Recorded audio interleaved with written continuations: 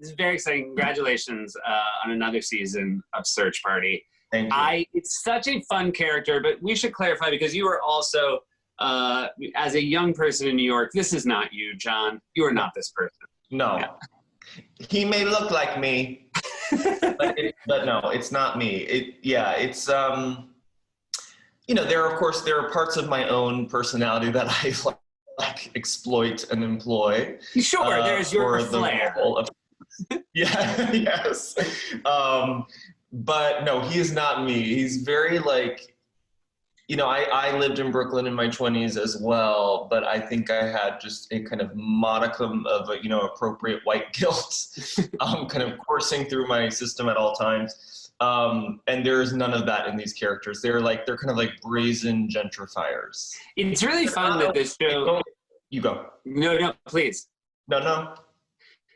It is a show, it's been really fun to watch it develop, and the amount of plotting behind it is something that I think maybe people wouldn't have guessed from watching the pilot of this show. It's a really cool journey.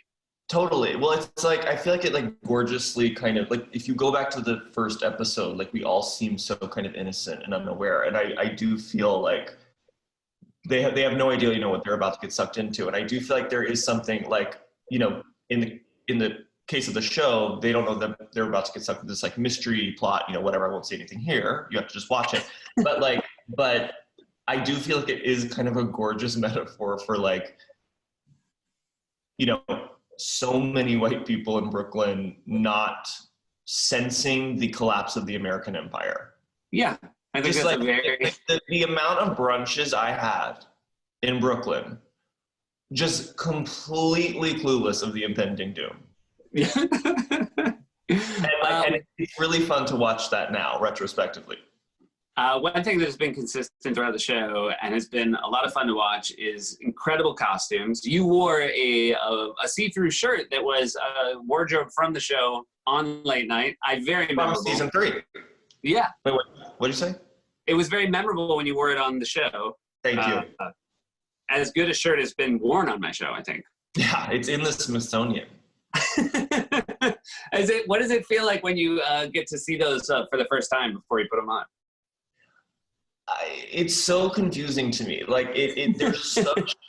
It's the more expensive they get. I mean, literally everything I wear on that show is I'm not kidding. The average price is $2,000, individual pieces, And it's the more expensive they get, the more just deeply unrecognizable they get to me. I can't locate them in culture. I'm putting them on my legs, and he's like, "That's a shirt." It's always the costume designer Matthew Simonelli, who's a genius.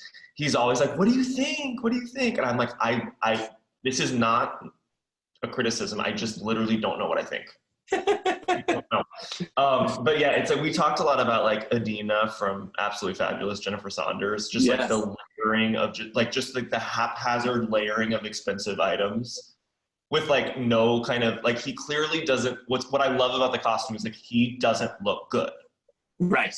And he doesn't know if he looks bad or good. It's just important to him to have as many obvious signifiers of wealth on him at all times, at the expense of his silhouette.